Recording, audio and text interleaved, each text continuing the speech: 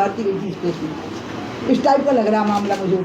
मैं स्वयं चाहती हूँ कि सीबीआई कम से कम इस तथ्य की जांच तो कर ले कि मेरा नाम आया कैसे। और जैसे ही वो, क्योंकि सीबीआई की ईमानदारी को मुझे बहुत विश्वास है और एटीएसकी पे भी था, लेकिन इसके पहले मध्य प्रदेश के क्राइम ब्रांच ने कौन सा कारनामा किया है वो जानना बहुत जरूरी है, क्योंकि इसमें कितने लोग मरे हैं, कितने लोगों ने आत्महत्याएं की हैं, कितने लोगों की ज़िंदगी बर्बाद हुई है।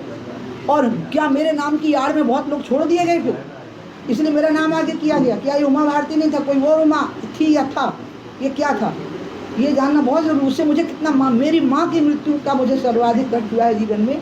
उसके बाद का कष्ट जब मैंने व्यापम में दिल्ली में पढ़ा था तो मैं रोती बहुत कम हूँ, लेकिन मेरी आंखों से आंसू गिरते ही गए थे और वो अखबार भीगता गया था। दिल्ली में थी उस दिन, और फिर मैं आई थी कि अरेस्ट करिए, तुरंत अरेस्ट करिए। आपको याद होगा पूरा प्रसंग। फिर मध्य प्रदेश पुलिस के मुखिया यहीं आ गए थे कि हमें नहीं करना, हमें नहीं करना। आप सब लोग गवाह थे उसके भी। इसलिए ये तो चलता ही रहा है, व्यापम तक चली है प्रताड़ना। तो अब आप समझ लीजिए इसमें मैं कार्यकालों की क्या चर्चा करूं। मैंने आपको स्पष्ट बता दिया है 2005 से लेकर 2013 तक, उसके पहले 90 से 92 तक कौन था और कौन नहीं था उसको देख लीजिए। 5 के एंड से, मतलब 6 के एंड से एक प्रकार से। अब मुझे व्यक्तियों के नाम नहीं लेने, क्यों? क्योंकि हो सकते हैं कि व्यक्ति किसी से गुमराह किए जा रहे हों, लेकिन गुमराह क्यों होना, समझ से काम क्यों नहीं लेना, विवेक से काम क्यों नहीं लेना। मैं ये भी नहीं कहूँगी कि गुमराह लोग बहुत भोले थे, लेकिन हुआ तो है, वो भयानक हुआ है। मध्य प्रदेश भाजपा के किसी नेता के परिवार की इतनी प्रताड़ना नहीं हुई है। मैं आज अपने परिवार से विदा ले चुकी हूँ एक प्रकार से। बहुत पहले 2 साल पहले आपको लगा मैं संन्यास लेने पर घंटक जारी में तो ले चुकी थी। बस विद्यासागर महाराज फिर मिले मुझे वहाँ रैली में, तो बोले कि अब तुम बस भारतीय हो, पूरे भारत को अपने अंदर संभालो, अपने हृदय में।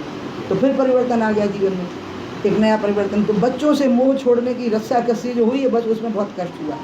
एक जिसको कहते हैं ना, सबसे पेनफुल पार्टीशन था हम दोनों का, ये बच्चों का। और आप अभी भी चाहते हैं कि व्यापम की जांच हो, क्राइम ब्रांच ने जो चीजें की? मुझे अभी पता नहीं ना कि सीबीआई ने जो जांच कर ली है उसके बाद में कोई गुंजाइश रहती है कि नहीं, क्योंकि क्या दीदी इन सबको आपने माफ कर दिया क्या?